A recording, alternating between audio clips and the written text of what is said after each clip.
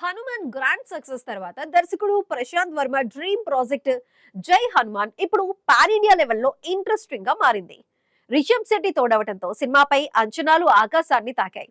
అయితే భారీ ఓపెనింగ్స్ మాత్రమే కాదు, సరైన బడ్జెట్ ప్లానింగ్ ఉంటేనే ఈ సినిమా అసలైన బ్లాక్ బస్టర్ అవుతుందని విశ్లేషకులు భావిస్తున్నారు. ప్రశాంత్ వర్మ వ్యూహం ఏంటి? Watch the story.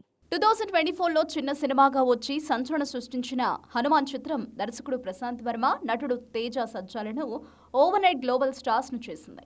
ఇప్పుడు దీనికి సీక్వెల్ గా వస్తున్న జై హనుమాన్లో కాంతారా ఫేమ్ రిషబ్ శెట్టి హనుమంతుడి పాత్రలో కనిపిస్తుండటంతో బిజినెస్ లెక్కలు పూర్తిగా మారిపోయాయి.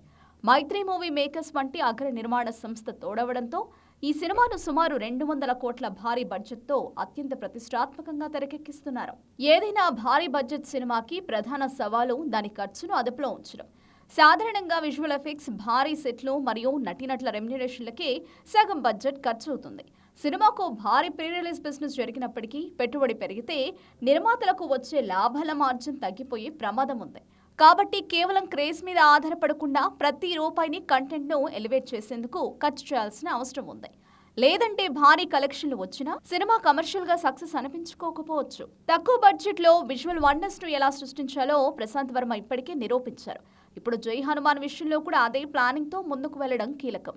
స్క్రీన్ పై గ్రాండ్నెస్ తగ్గకుండా సమర్థవంతమైన ప్రొడక్షన్ ప్లానింగ్ తో బడ్జెట్ ను అదుపులో ఉంచాల్సిన బాధ్యత ఆయనపై ఉంది. కేవలం దర్శకుడిగానే కాకుండా ఒక స్ట్రాటజిస్ట్ గా వ్యవహరిస్తూ అనుకున్న సమయానికి క్వాలిటీతో సినిమాను పూర్తి చేస్తే జై Hanuman Indian cinema box office వద్ద మరో అద్భుతాన్ని సృష్టించడం ఖాయం.